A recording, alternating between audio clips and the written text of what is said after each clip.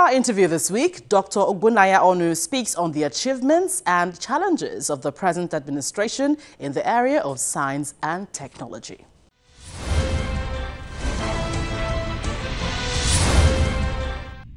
Dr. Ogbonnaya, you're welcome to the program. Thank you.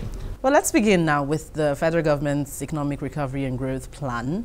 I know when that came out, you mentioned earlier that science and technology are the main drivers of this plan. How is that?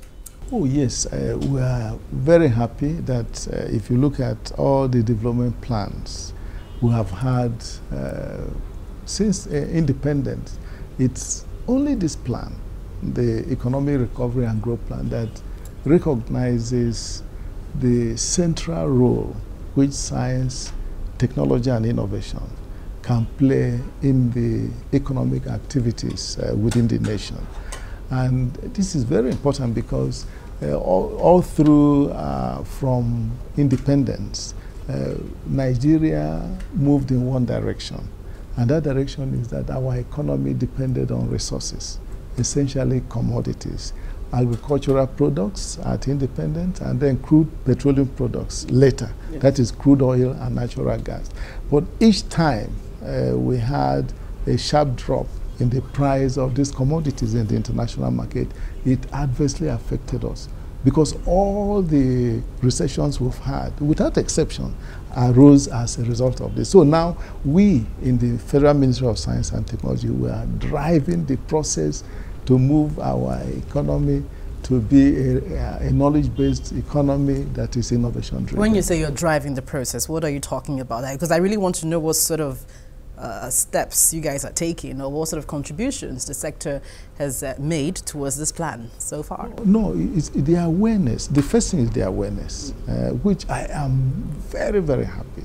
Because today, I tell you frankly, you hardly will listen to news either on television or even on radio, or read newspapers without people emphasizing the importance of science and technology. It wasn't like that before. So this is a major plus, and is because anything you want to do, you must take the people along with you. You see, the emphasizing the importance of science and technology has always been there, just that we had an almost redundant sector. So what are you trying to say? No, what I'm trying to say is that, you see, the first thing that a nation does, if you want to change direction, even a family, is to make sure that you convince, members of the family, members of the community, and then the citizens of the nation that, look, we are changing your direction, and this is what we are going to start paying a lot of attention to.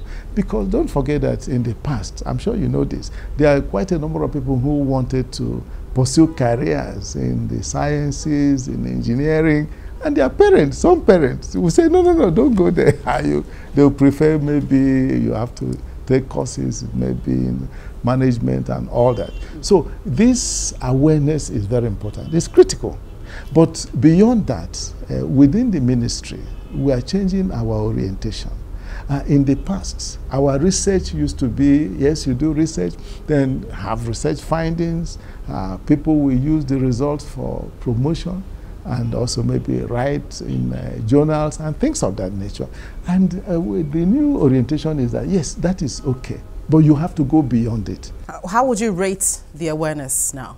No, I think we are doing well, but we are not yet where we should be. For me, I feel very happy that I can, listen to television channels and, people talk about science and technology. It makes me very happy.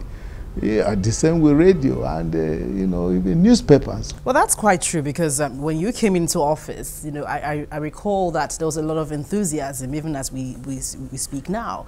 And of course, one of which was the production of pencils, which you promised after 2 years from 2016 that we will start to produce our own pencils.